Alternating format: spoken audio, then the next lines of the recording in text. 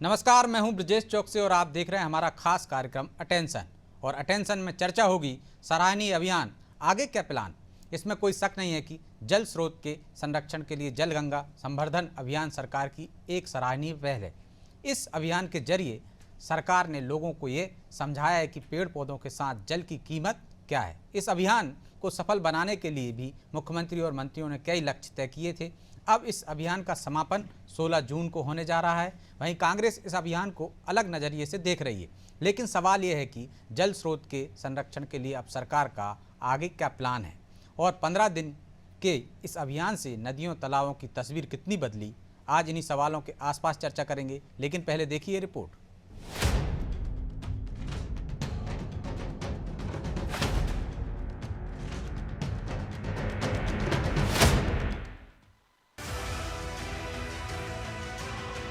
क्या मुख्यमंत्री, क्या मंत्री और क्या आम लोग जल गंगा संवर्धन अभियान के तहत जल स्रोतों के संरक्षण और पुनर्जीवन के लिए सबने जोरदार कोशिशें की। अब इस अभियान का समापन 16 जून को उज्जैन में होने जा रहा है। इस अभियान के तहत महज जल स्रोतों को सहेजने पर ही फोकस नहीं हुआ, बल्कि सरकार ने 5.5 करोड़ पौधे रोपने का लक्ष्य भी रखा था। अकेले इंदौर जिले में 51 लाख पौधे लगाने का लक्ष्य नगरीय प्रशासन मंत्री कैलाश विजयवर्गीय ने दिया था। लेकिन अब सवाल ये है कि 15 दिन तो सबने खूब मेहनत की, लेकिन अब आगे क्या? क्या इनकी देखरेख या इनके जीर्णोद्धार के प्रयास ऐसे ही जारी रहेंगे, या फिर इस अभियान के समापन के साथ ही ये कोशिशें भी समाप्त हो जाएंगी? हालांकि इस पर बीजेपी का क्या तर्क है, वो सुनिए। जल स्रोत साफ हो, जल संरक्षण हो, इसके लिए लगातार माननीय मुख्यमंत्री जी का आग्रह रहता है, माननीय प्रदेश अध्यक्ष जी का आग्रह रहता है। तो हम सब भी अपने अपने क्षेत्रों में भी इस अभियान में जुड़े हैं। कुएं हैं, बावड़ी हैं, जो जल स्रोत है जहां से जल हमको मिलता है। हमको मालूम है कि ज़मीन में लगातार जल घट रहा है, तो हम अपने ऐसे प्रयास करें कि वर्षा का जल कल हमको हमारे जीवन को बचाने के लिए होगा, इसलिए उसका संरक्षण। जल गंगा संवर्धन अभियान के जरिए सरकार ने एक सराहनीय पहल की। जल की कीमत और पौधे क्यों जरूरी है, ये भी लोगों को समझाया। आम जनता ने भी प्रतिनिधियों के साथ कंधे से कंधा मिलाया। लेकिन अब कांग्रेस को इस अभियान में खोट दिख रहा है, या यूं कहें कि नाटक नौटंकी जैसा लग रहा है। कैसे कांग्रेस ने अभियान के सहारे सरकार को घेरा, वो सुनिए। देखिए, कागजी इनकी इवेंटबाजी है। भारतीय जनता पार्टी ऐसे मामलों में जमकर के भ्रष्टाचार करती है और पैसा कमाती है।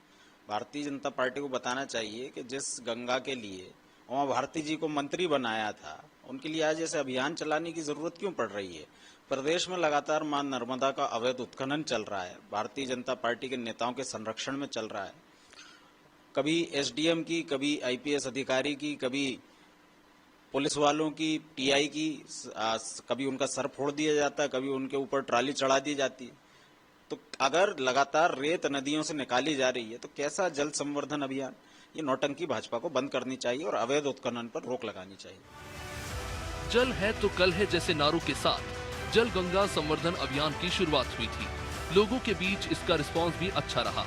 लेकिन गौर करने वाली बात ये भी रही कि मुख्यमंत्री डॉक्टर मोहन यादव, मंत्री कैलाश विजयवर्गीय समेत 1-2 नेताओं को छोड़ दें तो बीजेपी के कई नेताओं ने इसमें ज्यादा रुचि नहीं दिखाई। इसलिए सबके जहन में एक ही सवाल है कि इस अभियान के समापन के बाद हालात बदलेंगे या फिर जस के तस बने रहेंगे। ब्यूरो रिपोर्ट, अनादि टीवी।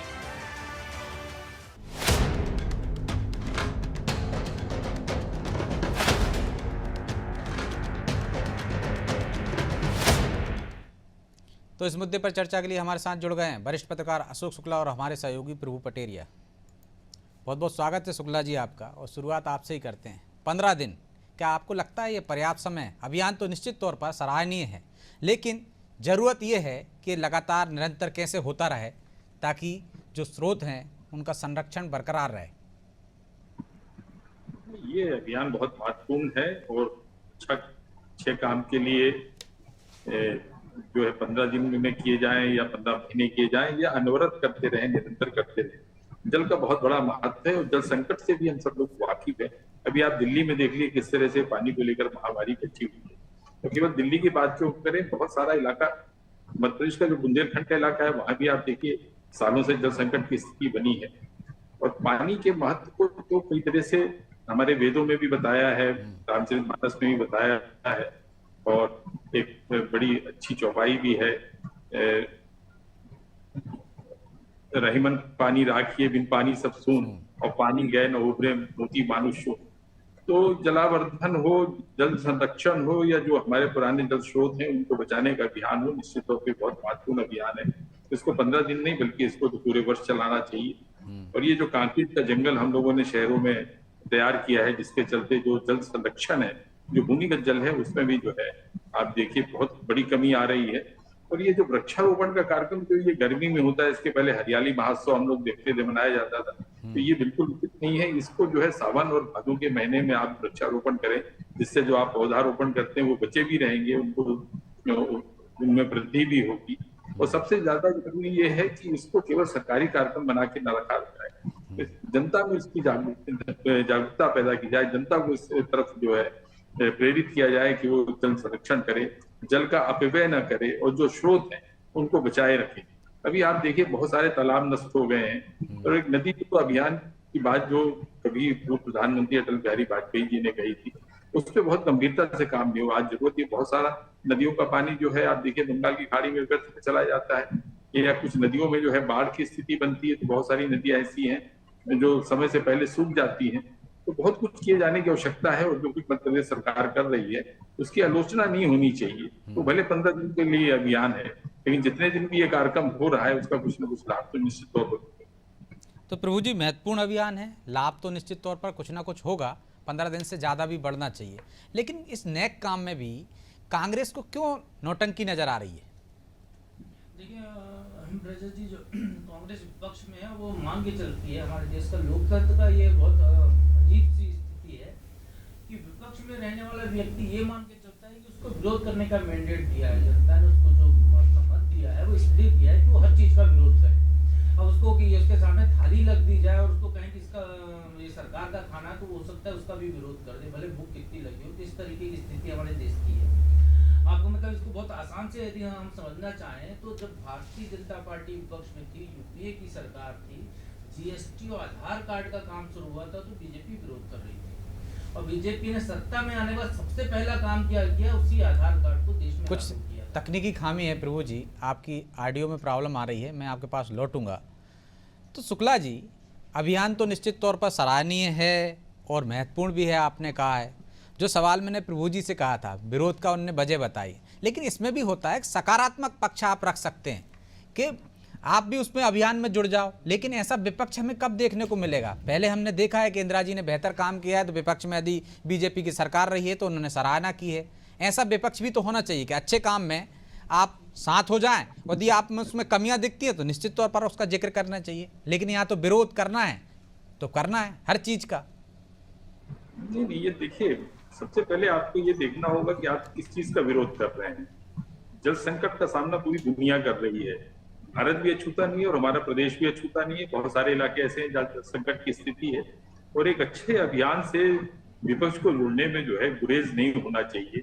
आप विरोध कीजिए, अगर वहां पे आपको ये लगता है कि साहब यहाँ पे कुछ गड़बड़ हो रही है, कहीं कोई करप्शन की स्थिति बन रही है, जैसे अभी नमामि गंगे को लेकर एक कमेंट आया था कि साहब उस पर इतना पैसा खर्च किया लेकिन उसका कोई नतीजा नहीं निकला वहां पर। तो ठीक है, अगर ऐसी कोई कमियां आप देखते हैं तो उसको आप जरूर उसकी आलोचना भी कीजिए, उस मुद्दे को आप उठाइए भी। लेकिन अभी तो हाँ, और जो आप कह रहे थे कि इस समय यदि पौधे लगा रहे हैं तो आप इसका विरोध करते तो निश्चित तौर पर समझ में आता है कि भाई अभी पौधे मत लगाइए, गर्मी में उतनी देखभाल नहीं हो पाएगी।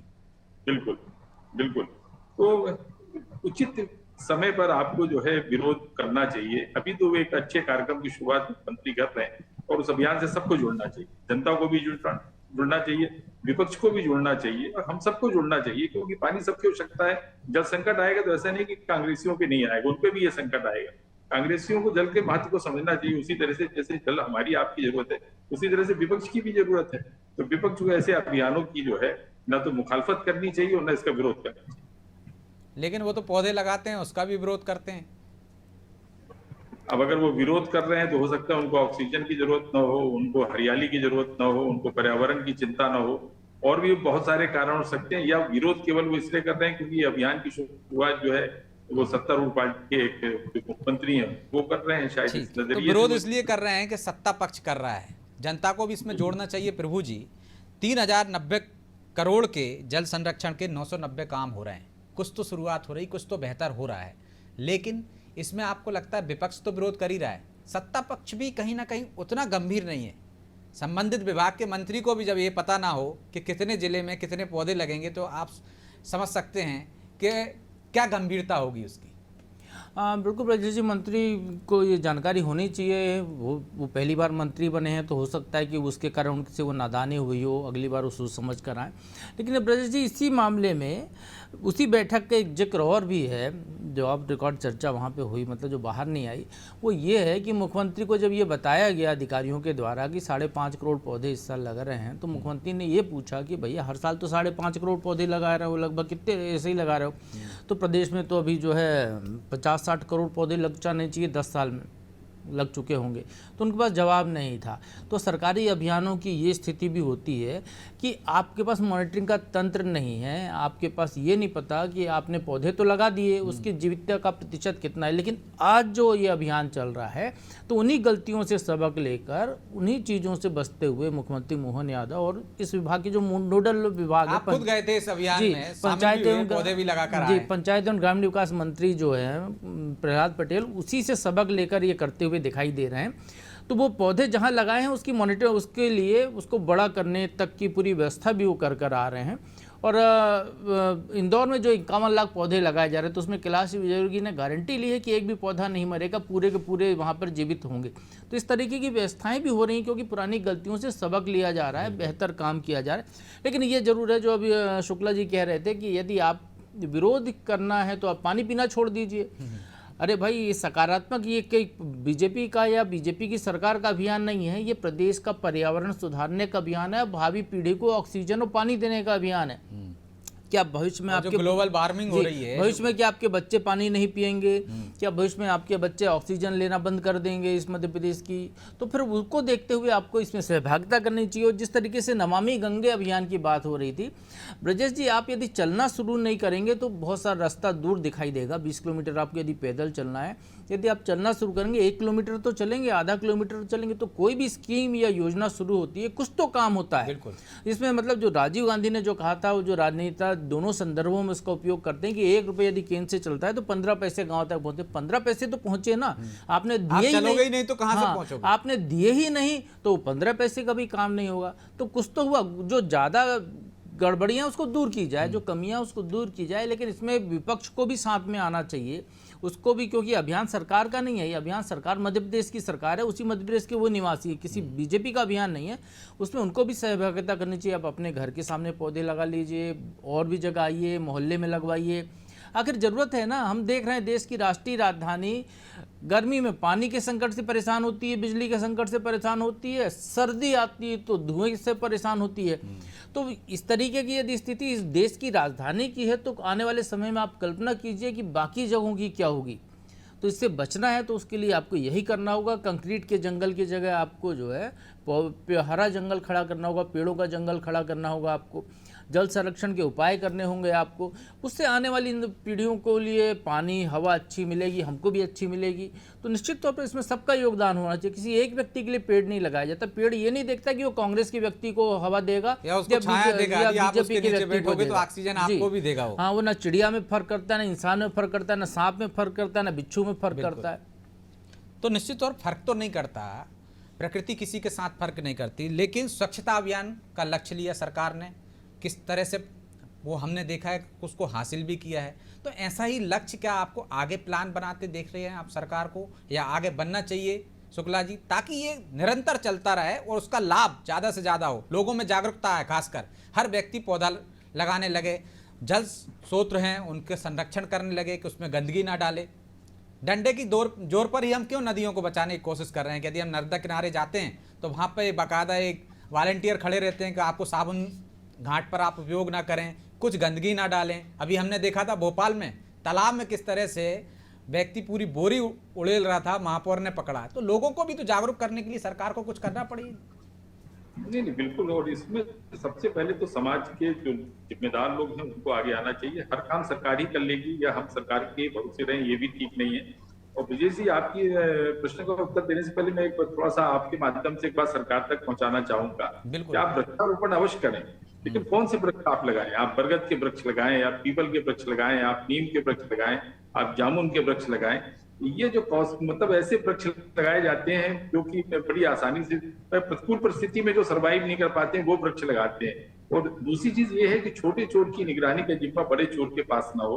मॉनिटरिंग की बात जो भी पटेरिया जी कह रहे थे, ये जनता के पास में, निगरानी का जिम्मा आप जनता को दे दीजिए, फिर देखिएगा आप एक भी वृक्ष नहीं मरेगा, सारे वृक्ष बचे रहेंगे। अभी सरकारी मशीनरी पे आप जब सब चीजें छोड़ देते हैं तो सरकारी मशीनरी की भी सोच उसी तरह से व्यवसायिक सोच हो गई है जिस तरह से आम जनता की सोच व्यवसायिक हो गई। आज हम नदियों की पूजा करने नहीं जाते हैं, उनसे रेत निकालने जाते हैं। आज हम वृक्ष की पूजा करने नहीं जाते हैं, वृक्ष को काट कर जो है इमारत की लकड़ी जुगाड़ करते हैं, या उससे हम पैसा कमाने की दृष्टि से समाज जो है वृक्ष लगाते हैं, या उसको बचाते हैं या काट डालते हैं उसको। तो सबसे पहले समाज को जागरूक करने की आवश्यकता है, उसको ये बताना पड़ेगा आपको कि वृक्ष का क्या महत्व। देखिए, वैसे तो हमारे यहाँ वृक्षों की पूजा होती थी, लेकिन आज कोई वृक्ष की, पहले तो कोई पीपल का पेड़ काटते ही नहीं था, बरगद का पेड़ कोई नहीं काटता था, नीम के पेड़ पे लोग चढ़ते नहीं थे, पहले उसका पांव पड़ते थे, उससे अगर कुछ चाहिए भी होता था तो हम वृक्ष से पहले पांव पड़ते थे। नदियों की भी यही स्थिति थी, लेकिन अब तो बड़ी व्यवसायिक सोच हो गई आदमी की। आज हम लोग जो है पर्यावरण की चिंता नहीं कर रहे, इसका खामियाजा हमारी आने वाली पीढ़ियां भोगेंगी। अभी हम लोग भी भोग रहे हैं। ग्लोबल वार्मिंग की आप तो बात कर रहे हैं, अभी आप देखिए कि किस तरीके से 44 डिग्री 45 डिग्री टेम्परेचर जा रहा है। जंगलों की कटाई पे भी रोक लगनी चाहिए, सरकार को ऐसी नीति बनानी चाहिए जिससे जंगल बचे रहे। और जो वृक्षारोपण आप कर रहे हैं उसमें भी आप ऐसे वृक्षों को शामिल कीजिए जो प्रतिकूल परिस्थितियों में भी बने रहते हैं, जो कम वर्षा की स्थिति में भी बचे रहते हैं। तो ये कुछ चीजें जो है बहुत महत्वपूर्ण है और सबकी जिम्मेदारी है। सब लोगों को ये कोशिश करनी चाहिए कि हमारे जल स्रोत बचे रहे, उनमें हम गंदगी न डालें, तालाबों को हम स्वच्छ और निर्मल रखें, और उनका किस तरह से हम बेहतर उपयोग कर सकते हैं, ये सब करना चाहिए। और पूरे समाज को करना पड़ेगा, पूरे देश के लोगों को करना पड़ेगा, पूरे राज्य के लोगों को करना पड़ेगा। एक शुरुआत जो की है मोहन यादव जी ने, प्रदेश के मुख्यमंत्री ने, इसको 15 दिन तक सीमित न रखें, इसको पूरे वर्ष के लिए एक कार्यक्रम बनाएं और जगह जगह इस तरह के कार्यक्रम होने चाहिए, क्योंकि हमारे देश में बहुत सारे जल स्रोत हैं, उनको बचाने की आवश्यकता है। देखिए, जागरूकता तो आती है प्रभु जी। यदि शिवराज सिंह चौहान लगातार वृक्ष लगा रहे हैं तो हमने देखा है लोग अपने जन्मदिन पर वृक्ष लगाने लगे हैं, अपने यादों के लिए, मतलब बुजुर्गों की यादों के लिए वृक्ष लगाने लगे हैं। लेकिन जो एक बात है, कानून की जो बात कर रहे थे शुक्ला जी, कानून तो पहले से भी है, लेकिन एक तरफ सरकार पौधे लगाती है, दूसरी तरफ वो कंक्रीट के जंगल खड़ा करने के लिए उन्हें काटने की मंजूरी दे देती। यदि भोपाल का ही उदाहरण लें तो हम देखिए आप के न्यू मार्केट, तुलसी नगर में कितने तादाद में वृक्ष काट दिए, उनकी जगह कौन से वृक्ष लगाएं। तो ये कानून है, उसका सही से पालन हो, इस पर भी ध्यान देना चाहिए क्या सरकार को? निश्चित तौर पर बजट जी, ये प्लानिंग ऐसी होनी चाहिए कि जो है आने वाले 100-200 साल की प्लानिंग करें आप। ऐसा नहीं हो कि आप 20 साल 10 साल की प्लानिंग करके आपने पौधे लगाए, वो 30-40 साल में पेड़ बन गए, आप उसके बाद आप उस ज़मीन की, वहाँ की नेचर आपको समझ में आया, उसकी वैल्यू समझ में आई, तो आप वहाँ से पूरे नए एक प्रोजेक्ट ले आए। इस तरीके की स्थितियाँ नहीं होनी चाहिए।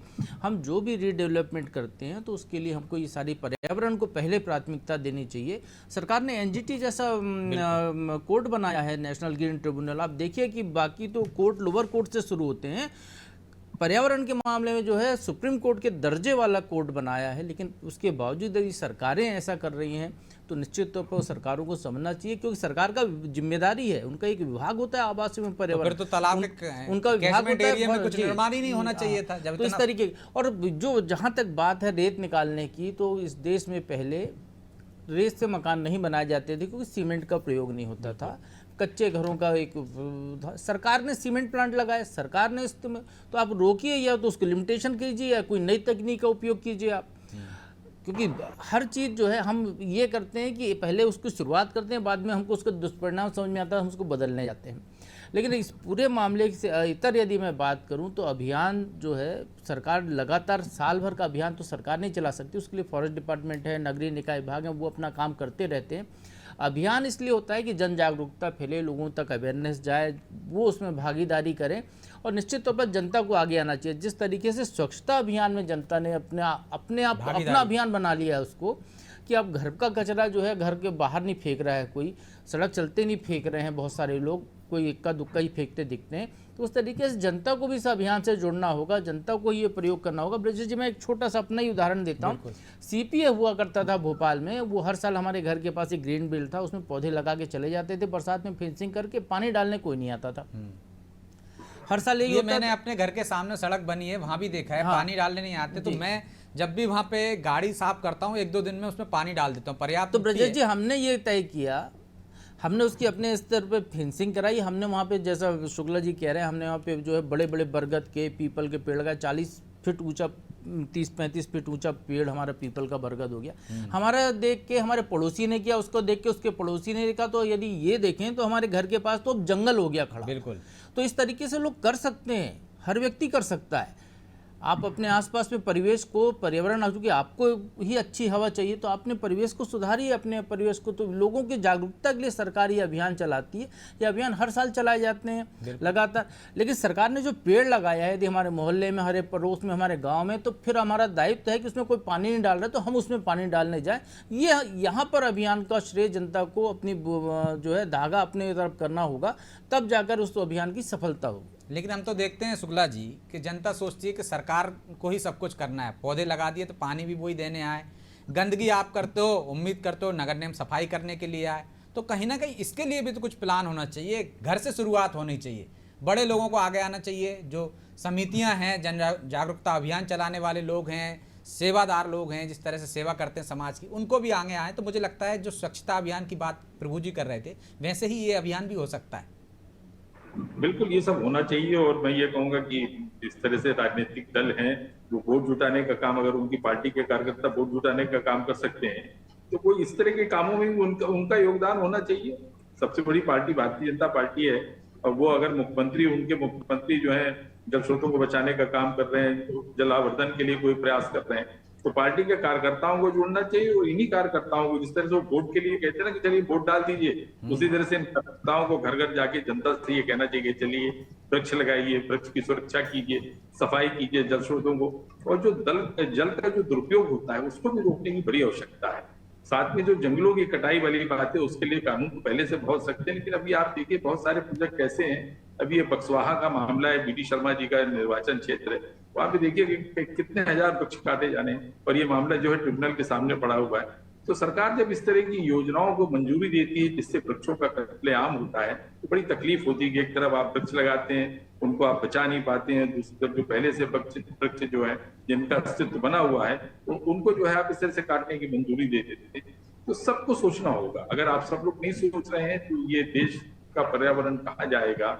और आप सोचिए कि कितनी भयावह स्थिति होगी जब आपके पास पानी नहीं होगा, शुद्ध वायु नहीं होगी, तब आपकी ये जो कॉस्मेटिक चीजें हैं जिनको आपने भौतिक संसाधनों को जो आपने ये बना लिया कि यही जीवन है, ये बड़ी बड़ी ऊंची बिल्डिंगें, एसी से कितनी गर्मी फैल रही है, आप देखिए कितना प्रदूषण फैल रहा है, वाहनों से कितना प्रदूषण फैल रहा है। तो प्रकृति ने जो एक सिस्टम बनाया था, जो एक फिल्टर प्लांट बनाया था, ये प्रकृति का फिल्टर प्लांट है जो वायुमंडल को शुद्ध रखता है और आपकी जो आवश्यकता है, जल की आवश्यकता है, तो इसमें सबकी भागीदारी होना चाहिए, सिर्फ सरकार अकेले कुछ नहीं कर सकती। बहरहाल समय की बाध्यता है, इसलिए मैं आपको बीच में रोक रहा हूँ, माफ़ी चाहता हूँ। चर्चा को यहीं विराम देना होगा। आपका बहुत बहुत धन्यवाद। तो अभियान निश्चित तौर पर सराहनीय है, लेकिन जनता की भागीदारी जरूरी है। आपको और हमको सबको सोचना होगा कि जल स्रोतों का संरक्षण कैसे करें। पहली जिम्मेदारी, आप उनमें गंदगी मत डालिए। इसके बाद आप यदि पौधे लगाते हैं तो निश्चित तौर पर ये भी एक आपकी पहल होना चाहिए कि जन्मदिन हो आपका, आपके परिवार में बच्चों में ऐसे संस्कार डालिए ताकि वो जल स्रोतों को गंदा ना करें और पर्यावरण के प्रति चिंतित भी रहें और सजग भी रहें और इस तरह से पौधे लगाते रहें। यदि सरकारी अभियान चला है, उसमें कोई पौधे लगे हैं, आपके आसपास हैं, तो निश्चित तौर पर आपकी जिम्मेदारी उनके संरक्षण की बनती है, उनमें पानी देने की बनती है। यदि हमने अपना रोल निभाया सबके साथ मिलकर, तो निश्चित तौर पर मध्य प्रदेश में हरियाली नज़र आएगी और जो ग्लोबल वार्मिंग है, गर्मी है, उस पर भी अंकुश लगेगा। जल स्रोत हम निश्चित तौर पर जल बढ़ेगा तो जो नीचे जा रहा है ज़मीन में, आप उस देखेंगे उसमें कहीं ना कहीं कंक्रीट के जंगलों की वजह से लाभ होगा। तो आप भी आगे आइए, सरकार तो एक तरह से जागरूक कर ही रही है। बहरहाल अटेंशन में आज इतना ही। मुझे दीजिए इजाज़त और आप देखते रहिए अनादि टीवी। नमस्कार।